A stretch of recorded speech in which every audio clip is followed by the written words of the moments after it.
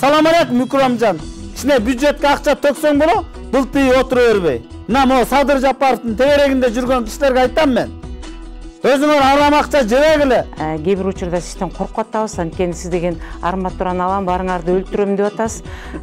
Чын эле баарын союп музда өлтүрүп салса кандай болот деп да коркуп атабыз. Мына деп туруп алып келип туруп акчаны тыштады бакай. Канча керек десең ал деди. Биякта Садыр Жапаров деген жолборс арыстан бар турбай, жанагы коррупционерлердин омурткасын кырча тиштей турган. Тетиякта экинчи жолборс бар, билесиңерби? Камчыбек Кыдыршаевич деген. Кошуналарым астында болчу. Первый лицо, экинчи этажда. Мен 4-нчы этажда отурдум. 46-нчы катада. До конца турбадыбы, до конца. Аягына чейин. Түрмөдө отурса дагы аягына чейин турбадыбы. Как настоящий мужик. Чөлдө Дубайды салбады. А биздин тупойлор көз карандысыз, ачык айкын, бурмалоосуз көрсөтүүлөрдү бир гана Үмүт ТВдан көрүңүздөр. Үмүт ТВ эл кызматында. Госмашина, госгосударственный структуралар, сот, прокуратура, тергөө, МВД, ГКМБ буга чейин биздин элди мондай эле кул кылып эле басып алыптыр да, мына ачык айткандачы. Кул кылып алышыптыр, кул. Элдер кээ до сих пор эле коркуп жүрүшөт да. Айта албайт өздөрүн көйгөйчү, акыйкат өз тарабында да болсо, ушундай жүрөгүн сары суусун алып бүткөн да жанагы сот менен прокурорлорчу. Жөн эле жазылып турган мыйзамды аткарбайт. Сотторчу, субханалла, жөн эле Кудайдан коркпай калышыптыр буларчы. Азыр Кудайга шүгүр, кыргыз эли баш көтөрүп бүт жерлерде элдик көзөмөлдөп ачылып атат. Бүт 7 дубанда ачылып атат, Кудай буйрса.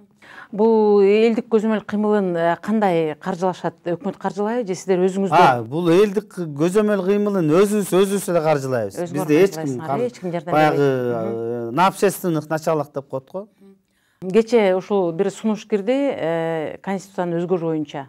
Ошо конституцияны өзгөртүү боюнча ошол эле учурда бир топ биздин жарандар, саясатчылар ага каршы дагы өздөрүнүн көз караштарын айтып жатат. Сиздин пикириңиз? Бул Текебаев жазган конституция кыскача жалпак тил менен айтканда, мурун бир эле президент урдап жесе, эми баарыбыз менен бөлүшкүлө, сен жалгыз эле урдап жебей, биз дагы урдап жеп, кошо Кыргызстан кан ичели деген эле конституция экен да, мындайча айткандачы. Анан эми мына Кудайга шүгүр, мына биздин кыргыз элинин маңдайына ушундай Садыр Жапаровда болгон мекенчил, чынчыл, патриот, мындай тайманбаган, жана госмашинага сынбаган ушундай инсаныбыз бар экен. Ушу кайраттанып аягына чейин отурду. Мына чыгып келди, Кудай буйрса эртең президенттик шайлоого катышат. Ким президент болуп келсе, Кудай буйрса толук ишенич бар, Садыр Жапаров президент болуп келет деген. Бүттү, ошого бүт полномочиянын баарын бериш керек. Жана реформаларды кылыш үчүн бүт полномочияны алыш керек экен, урматтуу мекендештер. Ошону түшүнсөңөр, ал кыргыз элин басып алайын же тиги узурпация кылайын деп андай ниетте жазалган жок. Именно ушу реформа токтобойт, тез мондай чоң кадамдар менен жүрүш үчүн ушул Садыр Нуркожоевич ошондой президент ошондой эмени алыш керек, полномочияны аны бериш керек. Азыркы конституция менен деле өз деле айтып атпайбы? Азыркы конституция менен деле кетсем болмок. Бирок жоопкерчилик жок, башаламан болуп атат. Башаламанчылык болуп атат. Ошон үчүн мен жоопкерчиликти, президент бир киши жоопкерчиликти алып, анан экинчи сунушу жана курултайды институтун киргизип атат. Ошол курултайга отчет берейин деп атат. Качан бизде президенттер өзү ошондойго герб барышы менен моюнуна алып, мен реформа да кылайын, отчет да берейин деп атат. Колдош керек да, колдобойм деген саясатчылар ал жанагы ээрчишип жүрбөйбү 30 жылдан бери кыргыз элин тоноп, ичип, жеп. Ал жана кечирип коесуздар, эми жана кускундар да буларчы жана барып жана гене бар го, гене жабышы болот мондай денеге кан соргуштар 30 жылдан бери кан союп, дагы эле тойбой атасыңарбы? Бетиңерге эле айтайын. Болду, эми элдик бийлик орноду, элдик көзөмөл келди. Силердин дооруңар бүттү. Башка доор жаштар келатат, жаштар. Куу чач болбодуңар, куу чач болуп, чачыңар агарды, эми небереңерди багып эле үйүңөргө отургулачы. Тажады кыргыз эли. Билет, биз Садыр Жапаровдун эмесин колдойбуз. Мына чимкириктерим не кылып кеттиңер? 5 жыл отурдуңар. Креслоңарда чалкалап ошо жумушка да келбейсиңер. Görбөйбүз бир 10 бу 20га жакын эле депутатты көрөбүз. Жүзүңөрдөн дайын жок. Эмне иш кылып, эмне мыйзам жазып жүргөнүңөр билбейбиз бизчи. Ошол жерде эле тишиңерди чукуп, кофе ичип эле анан сотко ойноп эле отурдуңар. Ачыгын айтканда, эчтеке кылган жоксуңар. Ичип жеп эле тууган уруңарды жыргатып, анан өзүңөрдүн бизнесиңерди өркүндөтүп эле элди ойлогон жоксуңар. Мына элди ойлогонуңар ушулда тим эле тутуп атат, мен тутуп атат. Бүт ошол жумуштарды силер кылышыңар керек эле. Мен эмес, ошого айлык алгансыңар. Ант бергенсиңер жанагы присяга алып атканда. Сөзүңүз каралды, мына элди көзөмөлдөө кыймылы деп жогоруда айтып кеттиңиз. Биз сизди ушул 5 октябрь революция болгонго чейин коомчулук сизди чындыгында эле тааныч эмес экен.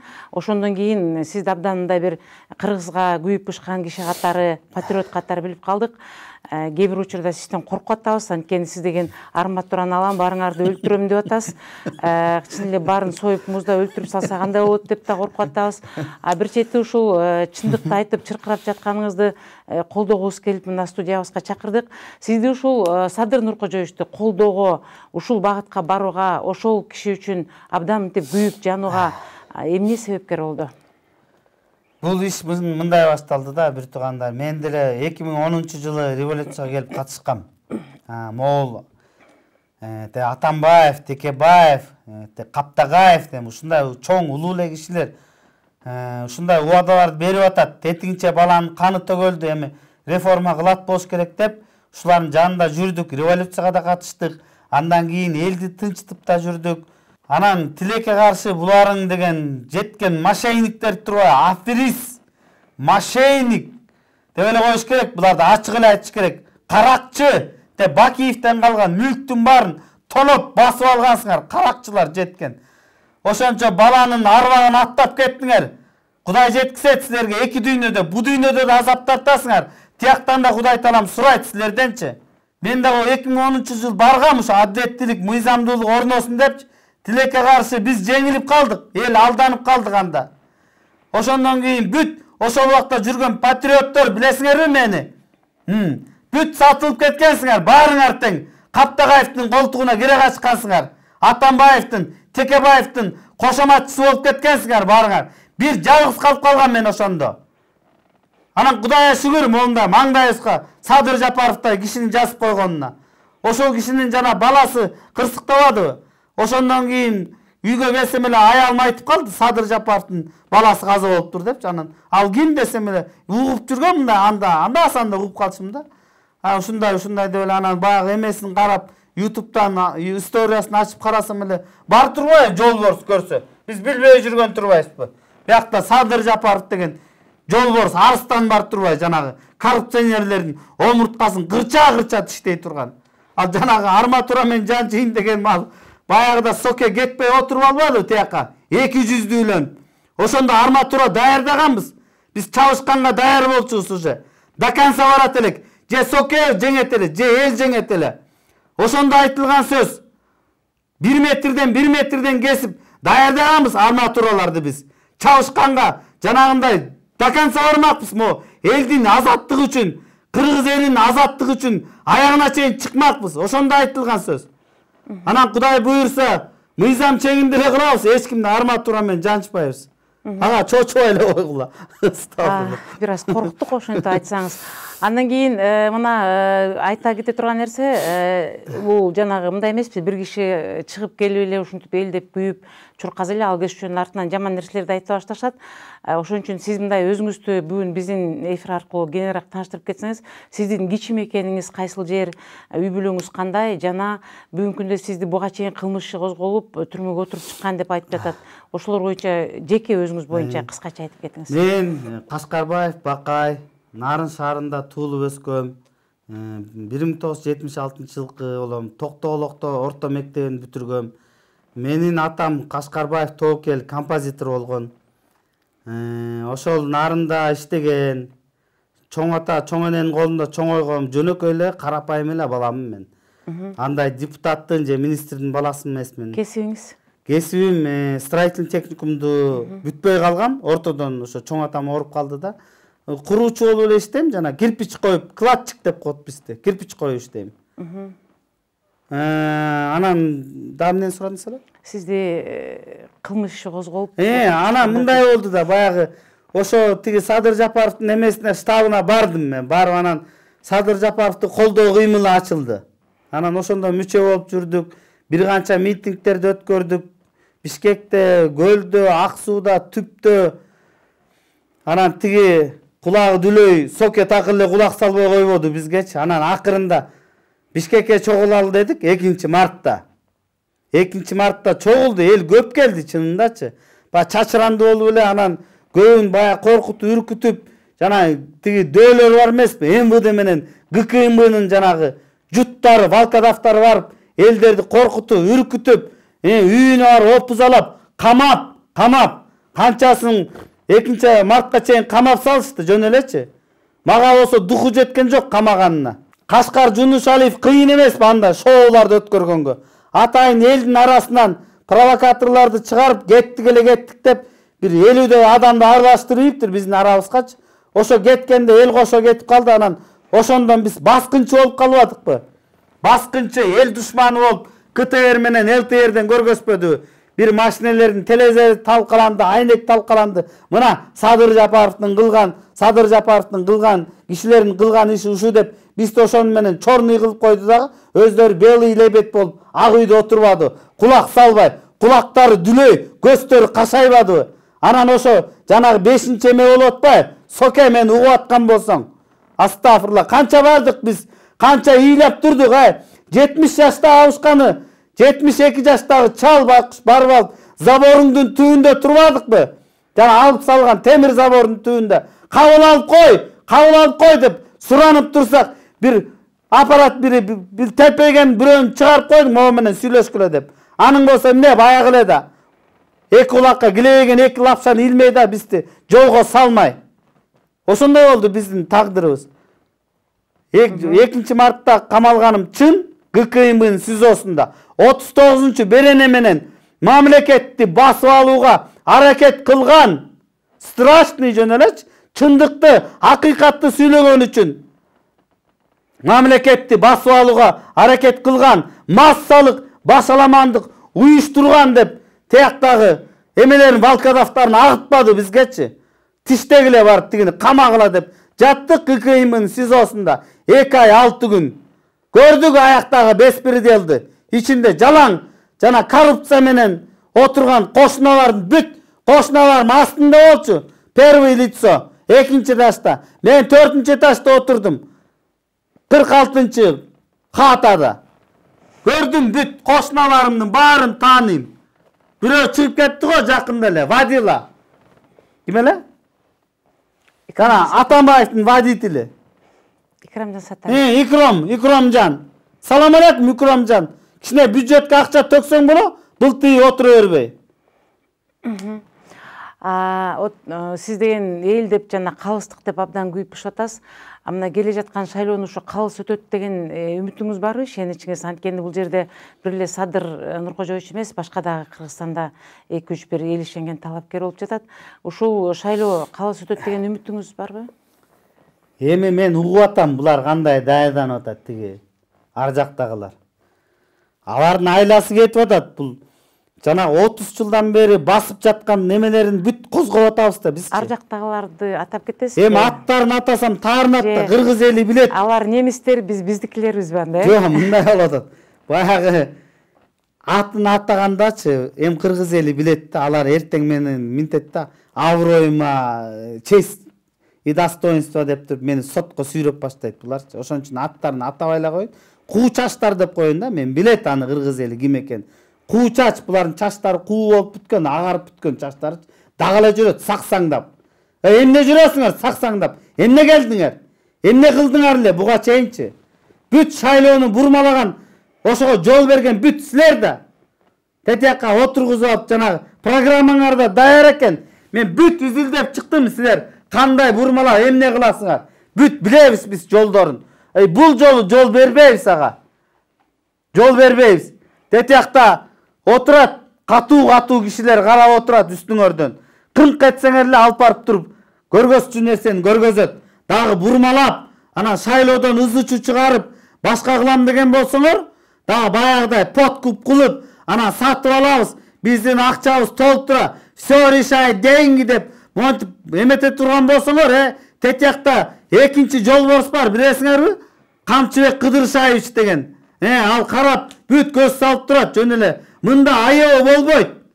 Аябы болбойт. Мыйзам буздуңбу, кеттиң болду. Билесиңер да, подкуп кылгандагы, алганда өкөтең мыйзам боюнча кетесиңер тияка түз эле. Ура деген бойдун. Ошо менен өзүң да камаласың, жана сен артыңда самсаалап ээрчип жүргөн кошоматчыларың да камалат. Жөн жүргүлө, таза өткөргүлө. Кыргыз эли өзү шайласын. Кимди сүйөт, кимди кадырлайт, кимдин кадыры кандай экен. Мына ушунда көрөбүз ушул шайлоодочу. Мен деп төш чабатпайсыңбы? Көрөбүз эртең кимдин ким экен. Акчаңарды $1000 таратсаңар дагычы, $1000 берсеңер дагы Кыргыз эли билет кимди шайлашты. Убара болбой эле койгула, жөн эле.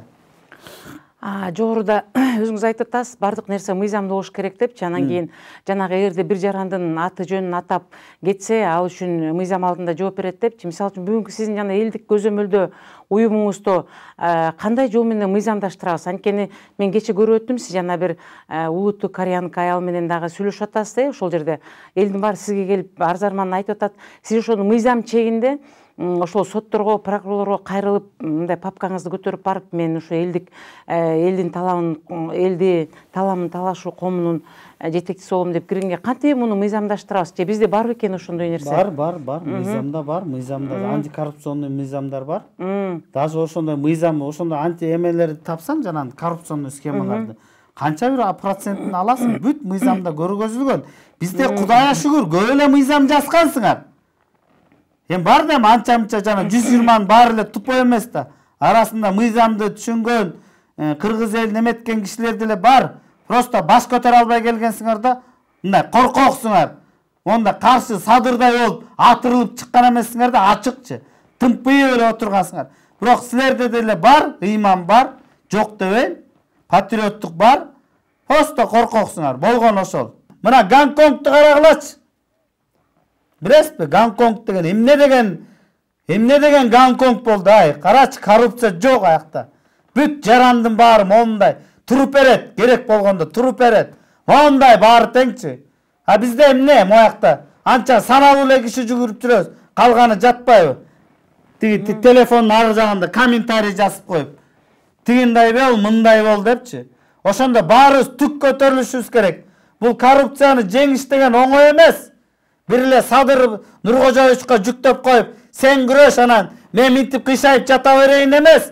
Баарыбыз чыгыш керек. Бул душманга күрөшкө баарыбыз көтөрүлүш керек. Бүтүндөй кыргыз эли көтөрүлүш керек. Кыргызстандыктар бүт, орус, татар, дунган, өзбек, баарыбыз өзүбүз да коррупционер болбойлу. Мына могу Садыр Жапаровдун тегерегинде жүргөн кишилерге айтам мен. Өзүңөр арам акча жебегиле. Билгиле кимде, кандай кишинин артында жүрөсүңөр. Ошону урматтап сыйлагыла.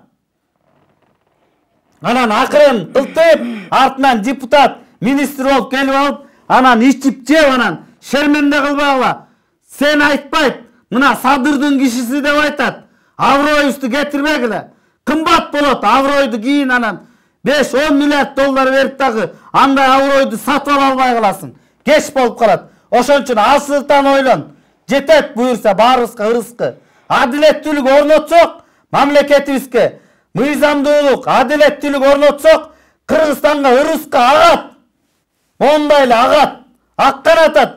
Мына мен эле канча инвестор менен жолуктум, Мен эле канча инвестор менен жолуктум. Жалаң ушундай коррумпированный, жанагындай бузулган, бузуку чиновниктардын айынан бизге инвесторлор да келчү эмес. Кудайга шүгүр, мына азыр адилеттүүлүк орносок, ырыскы агылат. Баарыңар тоюнасыңар ошондо. Чыдап тургула кичине, кол салбайбы тияка. Авройду сактап. Бакай мырза, сизге эгерде дайымбы дайын эмес билбейм, биз ар дайым ушул Кыргызстанда бир ынтымак кетип революциялгондо бизди үстүбүздөн дагы бир үчүнчү күч карап турат. Алар эгер ошол ички ынтымагы кетсе, булардын бир өзүбүздүн бир бийлигибизди орнотолу деген. Мен кечээ социалдык тармактан окуп калдым. Бүгүнкү күндө бизде Кыргызстанда халифат орнотуу боюнча бул Садыр Нуркожоевичтин биринчи душмандары ошолор деп бирөөлөр жазыптыр. Алар деген бүгүн халифат орнотобуз деп жатат. Мындай болбойт. Биз элди ошол эмеге, динге буруп туруп, ошонун негизинде Кыргызстанды өндүрүшүбүз керек деп. Бул боюнча сизде маалымат барбы? Оюңуз кандай? Эми мындай угроза эч жактан бери эле айтылып жүрөт. Жанагы Хизбут Тахрир, анан эмне деген немелер жүрбөйбү, теченияларчы. Бул жанагы ошону атайын каржыланып тетияктан жазалган, бул тетияктан жазалып атайын исламдын душмандары жасаган. Ошондой теченияларды жалаң ошолор чыгарган. Алар ислам, нак ислам эмес. Бир туугандар, ал деген адашуу, ал деген эмне? Сен бирөөнүн канын төгүп, же манын жанын алып туруп анан орнотконтасың ошондой нерсени. Ал деген өзү эле келет, ал деген бейпилдик деп коет ал. Адилеттүүлүк, мыйзамдуулук орносо өзүнөн өзү эле келчү нерсе жакшы заман. Ал деген эмне? Шариатта билесиңерби? Мен шариатты билбесеңер бир пунктун айтып коеюн кичинекей. Ошентип халифат орнотобуз деген адашкандаргачы. Шариатта деген ат минип баратсаң, бир тарапты көздөй кетип баратсаң, аттын үстүндө сүйлөшсөң болот. Анан эки адам ондай жолугуп алып, жөн эле аттын үстүндө туруп алып сүйлөшкөнгө болбойт. Себеби дегенде сен аттын укугун бузуп атасың. Аттан түшүп сүйлөш деген мыйзам бар шариатта. Анан сен кандай мамлекетке кол салып, бирөөнү өлтүрүп, кан төгүп, анан террорист болуп, анан адилеттүүлүк орнотуп атасың. Ал адашуу.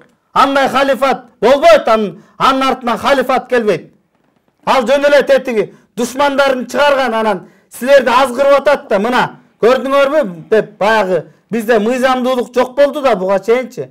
Анан ошолор ойлоп жүрөт да, ушинтип халифат орнотсок биз жакшы жашайт экенбиз. Андай эмес туугандар. Ал чистый адашуу, жөн эле мээңер тегеретип атат. Андай ызаланган адамдар көп буларга. Көп. Ошондой адилетсиздикти, мыйзамсыздыкты көрүп алып, анан мөгдүрөп отурган бирөөгө келип, мондай кылалы десе, анан тиги адашып туруп кирип кеткен да ошондой теченияларгачы. Ал бүт адашуу жолу. Мына биз мондай мамлекет түзөбүз. Улуу Кыргызстан мамлекетин түзөбүз. Улуу Кыргызстан мамлекетинде дуңгандар, орустар, өзбектер, татарлар баары бир, мамлекетибиз бир, өлкөбүз бир деп монтип кимди ырдаганда баары ордунан секирип туруп, жүрөктөрүн басып, ушундай мамлекет курайбыз биз. Буга бар, курай турган киши бар. Жазай турган киши келди, Кудайга шүгүр. Бир идеологиянын эмесинде жашайбыз. Адилеттүүлүк, мыйзамдуулук. Садыр Жапаров эмнени айтып атат? Адилеттүүлүк жана мыйзамдуулук. Биз улуу Кыргыз мамлекетин курайбыз, туугандар. Ишенип койгула. Тиги ак чачтардын колунан келбейт ал. Жана саксаңдап жүрбөйбү ак чачтар. Алардын колунан келбейт. Келчү киши мына до конца турбадыбы, до конца. Аягына чейин. Түрмөдө отурса дагы аягына чейин турбадыбы. Кыйшаңдап анан ооп кетип, сүйлөшүп кетип, акча берип чыгып, буту колум ооруп атат, больничкага оторулам деп эле жалаң строгаштардын арасында отурбадыбы? Зыңкыйып эле, как настоящий мужик. Бакай мырза, сиз бала кезиңизде ушундай бир ыр жазуу же болбосо манас айтуу максаттарыңыз жок беле? Анткени сиздин деген ушу бир мотивиңиз ошол бир манас айтуу же болбосо бир эпос айтуу жагына көбүрөөк эмекенсиз. Андай болгон жок беле? Мындай болду. Мен бир кишинин историясын, тарыхын айтып берейин. Дубайды реформа кылган киши бар да, атын унутуп атам, Мухаммед. Саид Мухаммедпи? Саид Мухаммед. Бала кезинде аябай зээндүү бала болгон да. Анан атасы халиф болгон да, ошо Дубайдын халифи болгон. Булар бириккен Араб Эмираттарда 7 дубан бириккен буларда дагычы. Анан ошо 7-өнүн бирөөсү жана Дубайда жашаган арабтардын халифи ошо Саиддин атасы болгон. Анан баласы атасынын жанында отурат да. ойноп жүрөт, отуруп калат, анан элдер көйгөй менен келе берет да, тиги халифкечи минтип атат, антип атат, тигиндей кылып атат депчи. Анын баарын угат, ал уга берет. Анан кийин атасы көрсөткөндөн ордуна халиф болуп отургандан кийин мына анан баласы реформаны баштайт да, сразу баштайт. Мына Дубайда карабайсыңарбы, кандай жашап атат, чөлдө. Ыймандуу болгон үчүн, реформа кылган үчүн, адилеттүү болгон үчүн, мыйзамдуулукту сактаган үчүн чөлдө Дубайды салбады. А биздин тупойлор мондай жаркыраган жерге эчтеке сала албайт. Дагы эле Бишкекти тытмалап жүрүшөт. Качанкы Бишкек бул? Турбасын кескен, чириген ичи, толтура ичи шлак. Дагы эле шаар салабыз деп тыгып атат этаждын баарынчы. Акылыңар жок да мээңериштек. Кудай буйрса Садыр Нуркожоевич жаңы шаар салабыз биз. Жаркыраган шаар салабыз. Ошондой, менин да жашоомдон ошондой тагдыр өткөн. Мен да көп көйгөйдү көргөм. Жаман жакшы өйдө ылдыйды көргөм жашоомдон. Мен да ошонун баарын көрүп туруп анан мен акыйкат үчүн күрөшөм, адилеттүүлүк үчүн күрөшөм деп туруп, мояктан чечим чыгаргам мен.